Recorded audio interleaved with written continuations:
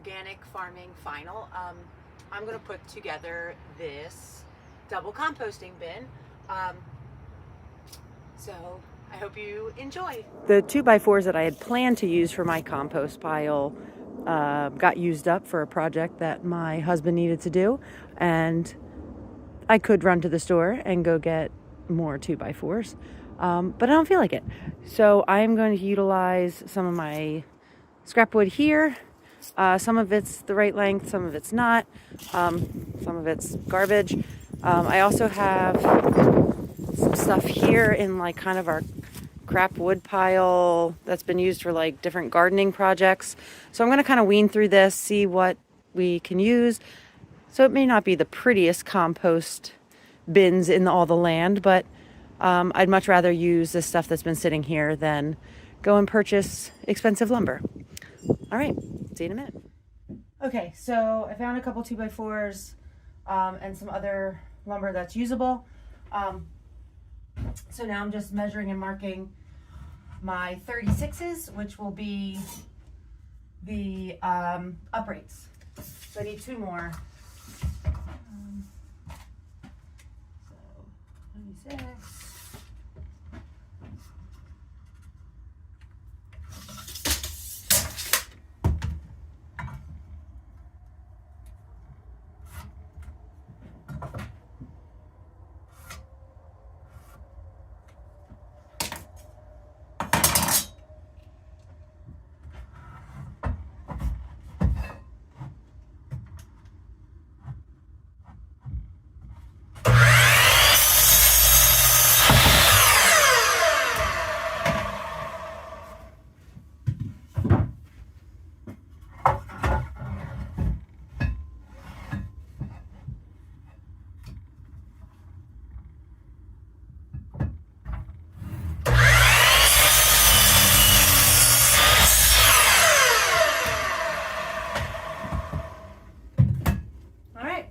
Time to cut. Okay, so I super lucked out and I could find enough 2x4 to do all of my lengths. I was super lucky and talked to my mom, and my father had some lumber left over in his garage. So she said, come on over, you can take whatever you need. So I got some stuff. He didn't have a ton, but he had one 8-footer, so I could cut that down. And then my, for the stringers here, these are pieces from that playground right there. We took one of the roof pieces off because my daughter was like too tall to stand under it. So these are cedar boards that I'm going to use for the stringers. I don't have enough of them, but I have enough for them to be like the tops and bottoms. I have 6. So then I figured I could just find 3 other pieces to be the center stringers. Okay, so I've cut all of my 1x4s that I found and those playground pieces down to 33 inches. And now I'm using my pocket drill to just put some pocket holes in. Let me see if I can do this with one hand.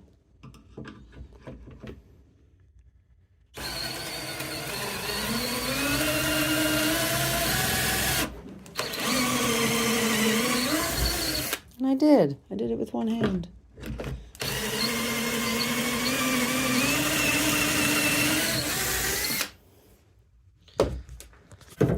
Wonderful little pocket holes, so that way I can easily drill without splitting my wood.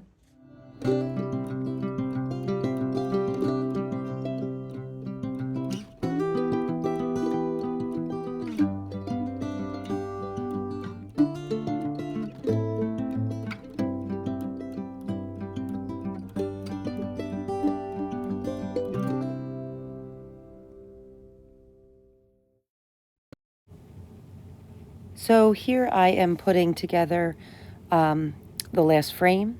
I'm just measuring and marking that 2-inch rise as well as the center. And then I have placed 2x4s on either side to kind of act as like a back guide. And I will clamp them to the upright.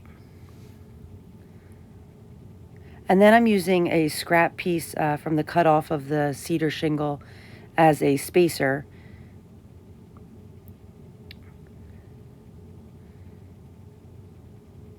And I'm just screwing in my pocket holes that I just drilled.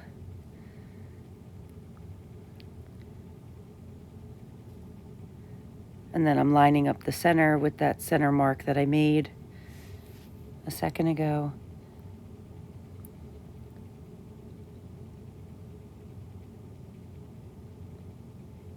And I'm just using a rubber mallet to kind of knock it into place, knock the last board into place. And then putting my screws in. And then I just unclamp everything and we're good to go.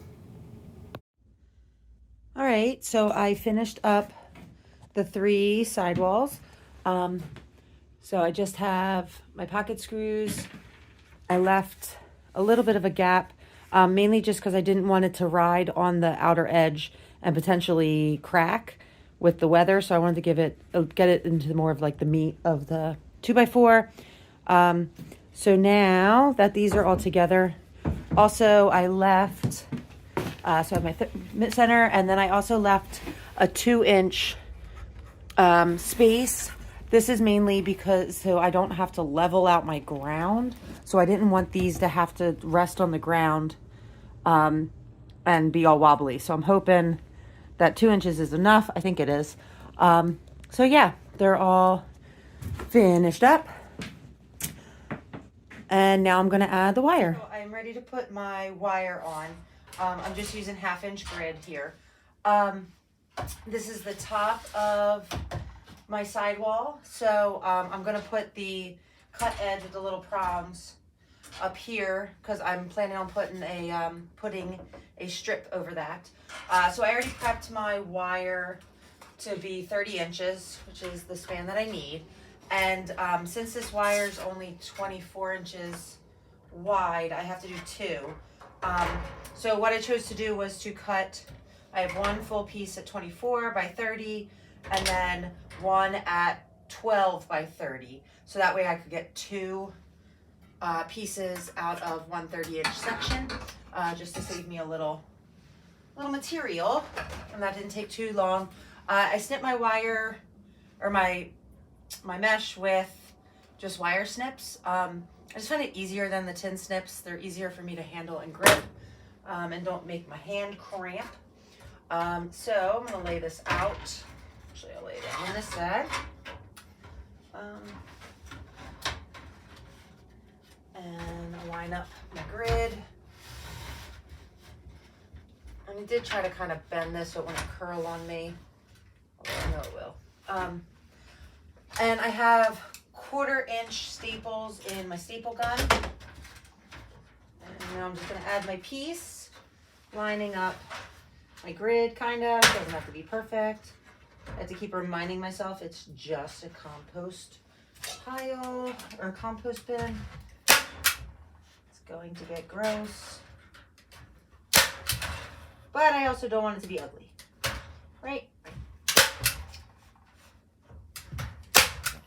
I have cut 2, there's like 2x6s, to 72 inches in length. And now I'm just here in my finished frames. I'm just placing them where I need them. These are old pieces from a table, I think they were from, that we had, like a workbench table. That my husband had like pulled apart. So I just used those. I cut them down to 72 inches.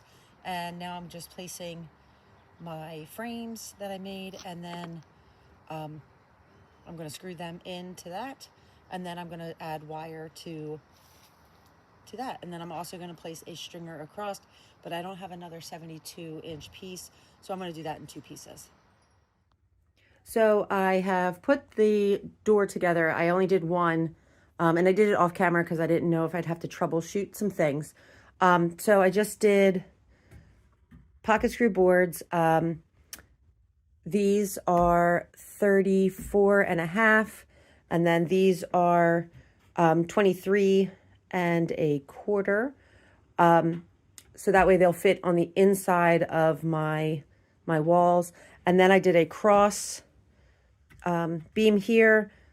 This angle, the way I found it easiest for me is I just rough cut a piece of wood to the cross length, and then I lay the door on top of it, and then I just take a marker or a pencil and draw my line, and then I just found the angle on my saw, which ended up being about 35.5 degrees for this. And then I could not figure out how to make my pocket holes for the right length for an angle. I've never had to do that before. So I just did the old method of kind of going in straight and then booping to an angle to put that all together. So the first door is done.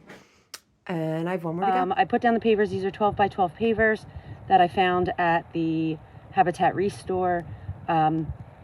And I put them on 72 on center, and then 36, not quite on center because I don't want the pavers to come too far out from the compost. So it's a little off center for the 36.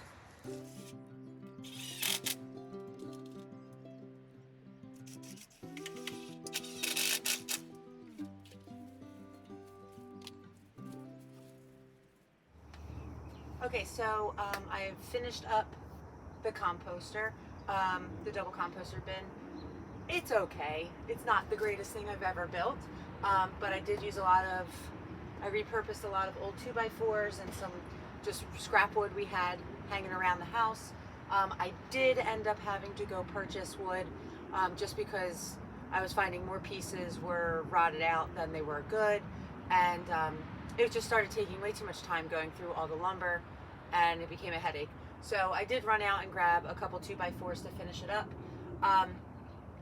I do eventually want to put a roof on this, which was a part of my original plan, but with lumber availability and timing, I'm just not going to get to it now, but I will do that for the spring.